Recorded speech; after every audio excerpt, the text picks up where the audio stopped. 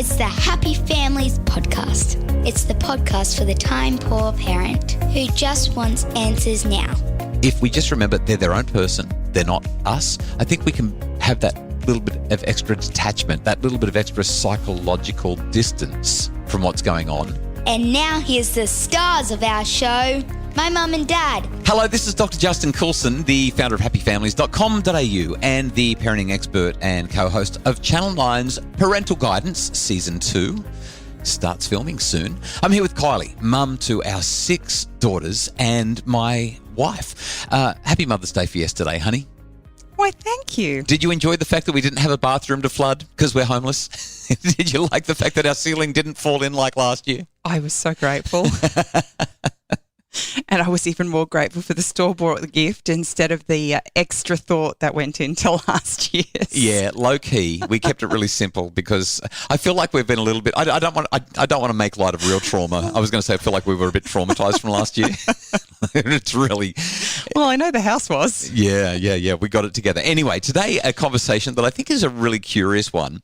When you're raising a mini me, have you noticed that sometimes the kids are just like us and it's infuriating? Like, could they just be a little bit less like all of the bad stuff, those traits that keep on popping up, and we get so annoyed because they're just like we were when they're, or even now, not just when we were their age, but even today. Do you notice that the kids are a bit like us?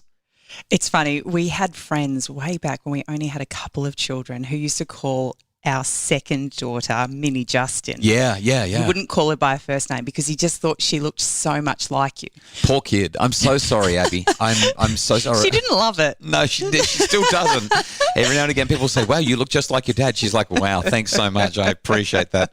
I can't believe people say that to a little girl or a grown girl about how much like her dad she looks. But do you think you have a mini me? Do you think one of the kids is more like you than the others? Well, we're not talking physiologically here. We're not talking about physical appearance. I think so. I think our third daughter, Ella, she's totally cruisy, great sense of humour, really laid back.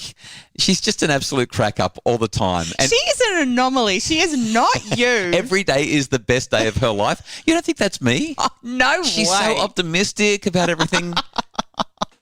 I was going to say our first daughter. Yeah.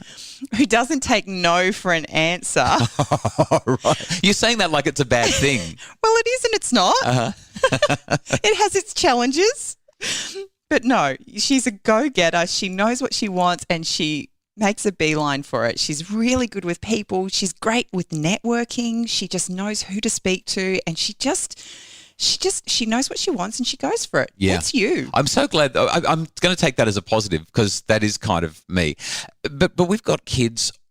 I mean, we have 6 of them. So they're going to inherit our traits. And when I talk to parents, this conversation comes up all the time. This idea that I can't stand when my kids are behaving like this because I'm just seeing a mirror image of me.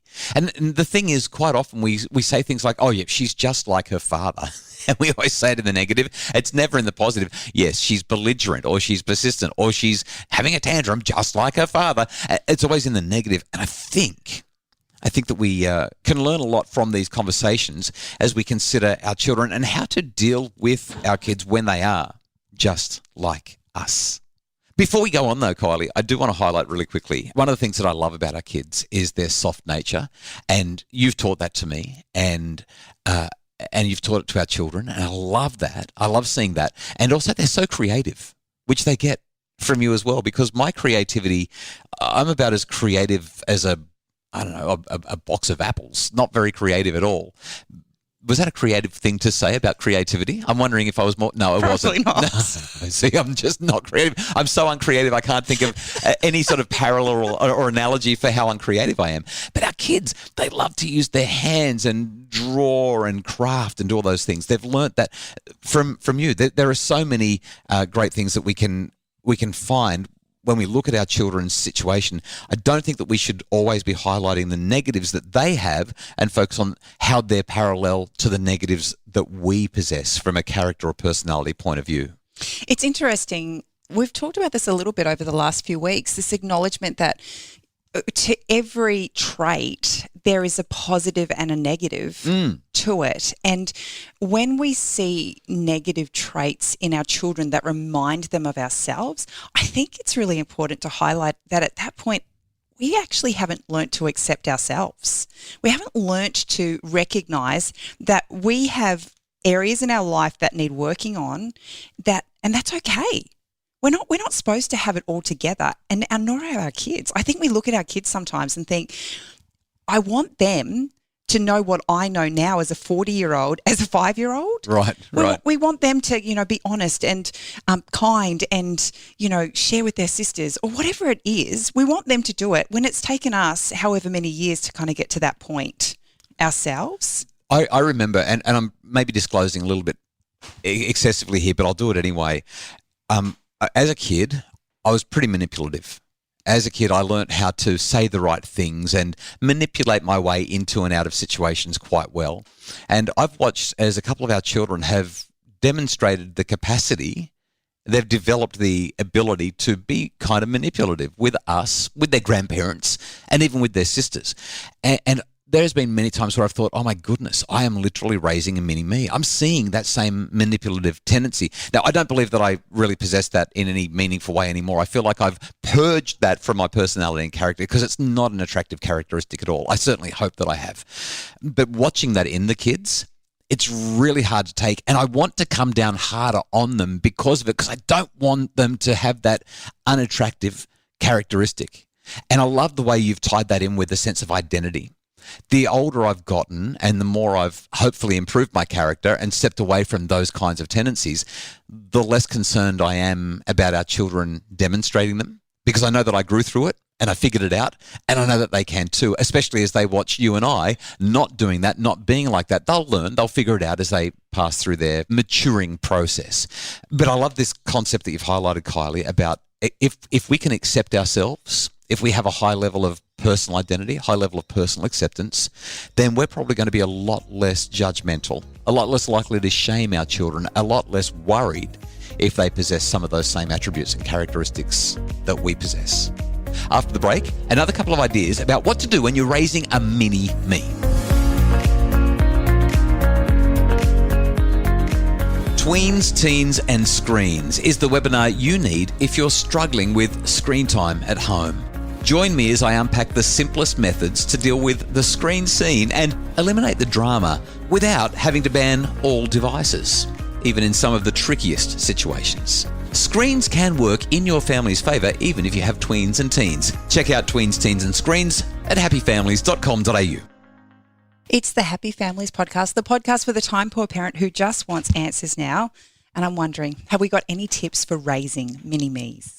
The first thing that I think of when I consider this challenge of, oh my goodness, I'm raising a child and they're just like me, other than do I accept myself for who I am, so can I be okay with them? It kind of ties in, is that they are their own people. And I think this is a really critical concept. We're raising a child who is not us. Your child is not you. So even if they do have some similarities in terms of their characteristics, their tendencies, their personality attributes, they're not you. And they're not going to grow up and do what you did. They're growing up in a different home with different parents, with a different social setting, a different context. Everything about the world that they're growing up in is different to the world that you grew up in. And while there has to be, it's a biological imperative that there are going to be similarities, it can't be that your child will become you. They're not going to make the same mistakes that you do. And even if they do, they'll learn different lessons and they'll grow, progress, and develop through those differently to you. But they will grow, develop, and progress. And if we just remember they're their own person, they're not us, I think we can have that little bit of extra detachment, that little bit of extra psychological distance from what's going on, where we're not projecting our own stuff onto them and forcing them down the same channels and pathways that we went. When I think about this, I go back to that conversation again. We've had this so many times about compassion. I think as parents, we want to be the judge. We actually literally, it's almost like we look into the future and we determine what our kids' outcome. We become a super forecaster. Yeah. Oh my goodness, this is what you're doing. Therefore, this is who you will be in 27 years. Your life's going to be a disaster. You're going to end up in jail because I caught you, that you've been caught shoplifting by the police at the age of 12. And now your future is planned. It's mapped out. Yeah, I totally hear you. And yet, if we were to think back on the experiences we had with new eyes and ask ourselves, how were we treated or responded to in those circumstances, and how do we wish our parents had been able to show up? More times than not, I think that we would feel that we wished there was just more compassion. Yeah. That we weren't left feeling like we were the worst person in the world, or, guilt-ridden and shame-filled. And if we can tap into that, I feel like we're going to show up more compassionately with our own children and give them the space that they need to recognise, okay, I made a mistake. How do I rectify this? What do I do to move forward? What I love about this is we're actually saying, I believe that you can grow. Yeah. I believe that you can grow through this. And I don't know if you've noticed this, but I feel like our kids are better than I ever was at their age. I feel like they're more mature. I feel like they're more focused. I feel like they're more developed than I ever was. I'm so proud of how they are, because when I was their age, I've got journals from when I was that age. And when I do take the time to have a quick flick through those journals and look at what I was writing at their age, I can't believe how immature I was. I can't believe what my thinking was. I'm kind of embarrassed about who I was, and I don't see that in our kids. I see a totally different level of capacity, awareness, capability. Yeah, one of the things that I really love, and yet at times it can be the bane of my parenting existence, is the fact that my children have a voice. Growing up, I didn't feel like I had the capacity to have a voice or have an opinion, and I never wanted that for my children. But obviously, as a parent raising children who do have a voice, it means that there's lots of times there's friction because they're immature and they don't have the capacity to share that voice in appropriate ways at times, and it can be really jarring as a parent listening to it. But if I take a step back, I absolutely love that my kids know what they want and they're able to articulate that. And hopefully in time, with more training and more, beautiful, compassionate parenting, they will become better at it and more skilled at using that voice in appropriate ways. But I love that they share their thoughts. So a quick summary and then a couple more ideas. First off, if you're raising a child who is just like you and it's driving you crazy, hint number 1, accept yourself. Hint number 2, recognize that they're their own person. They're not you, and their circumstances are different. Number 3, show them some compassion, which is what you needed. Another idea is that I think that we can just show them a better way. If they are just like we were, let's demonstrate to them that that's not how they have to stay. If we were manipulative, for example, we can demonstrate to them that we're not manipulative anymore, and that we're actually into empowering other people and giving them their own voice and their own opportunity to figure things out, rather than saying, I'm going to make the situation work in my favor. So we could do that. That would be another idea. And the last one that I had jotted down was just this concept. We've sort of danced around it a few times in this discussion, but a concept of identity. Or maybe just the standards. Standard is a better word for it. We often hold our children to a standard that is impossible for us to achieve even now, let alone when it kind of goes back to, you kind of hinted at this earlier. We're in our 40s and we expect that our 6-year-old or our 12-year-old or our 15-year-old is going to be able to do, act, think, behave with the same level of maturity, the same level of capacity that we do now, because we've taught them everything that we know and they should just know better. The biggest one I can think of is sibling rivalry. I was just an awful big sister to my sisters, and yet they're my best friends now. And I see our kids, treating each other unkindly. And I'm like, if you only knew, they're going to be your best friend one day. So just be kind. Yeah, I love that. So let's wrap up with a take-home message. When your child is just like you and it's driving you up the wall, love them. Just love them for their mistakes. Embrace them and delight in them, and find joy in who they are right now and in their progress. And the only way you'll be able to do that is if you accept you for who you are. What can you do to be more accepting of you in spite of all your mistakes and failings and mishaps and inability to get it together all the time? How can you accept you more? Because the more you can accept yourself and be comfortable and confident in who you are, the easier it will be to accept your child, especially if they're just like you.